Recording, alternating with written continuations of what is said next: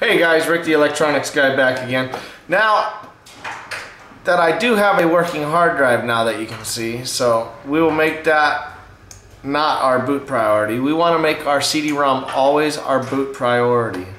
And I'm going to set this up to fast. And then I'm also going to come over here and go into advanced mode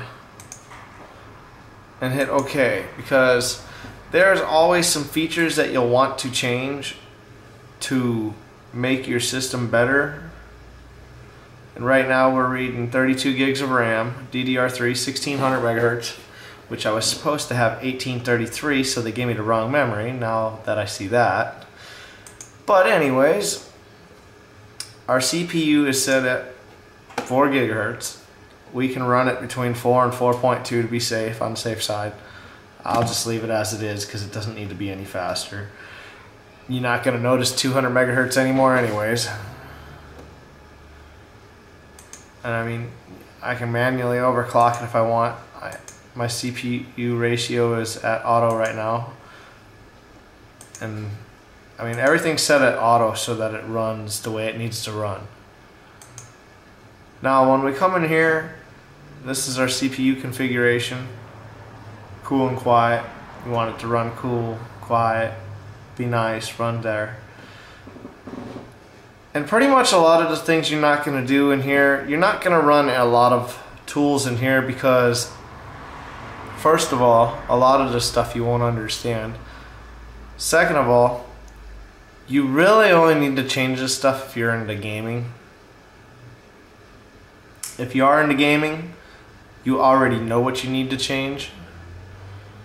So, let's go back here.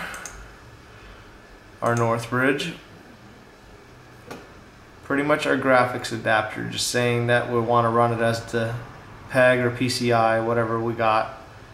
And it shows all our memory banks right here, what's in them. But now we're going to come down into the SATA configuration. Now right now it's seeing our DVD drive. So, which is fine.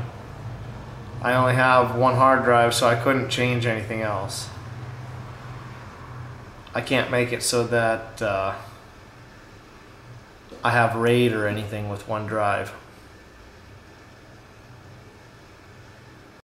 Hey guys, sorry about that. My camera died, so I left the screen at where it was exactly the whole time. The camera might have moved a little bit though. But pretty much from here you're done.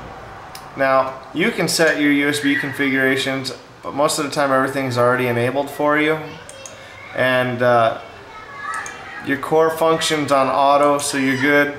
And then this is just monitoring what your temperatures would be at RPMs and every other option that you have. And be in mind that every operating system and BIOS is a little different. So everything you do is going to be different, but most of the time if you buy a good ASUS board, the BIOSes are pretty much the same. And then for our boot device, we're going to set up for a fast boot. We want that enabled. We're going to have everything going right here. I don't use the full screen logo. I do disable that. And from there, I just go into tools and we're done. So we can save changes and reset the computer. And from there, we should be good. Now, continue to the next part for loading your computer. That's what we'll be doing now. We will be loading our computers with the other device.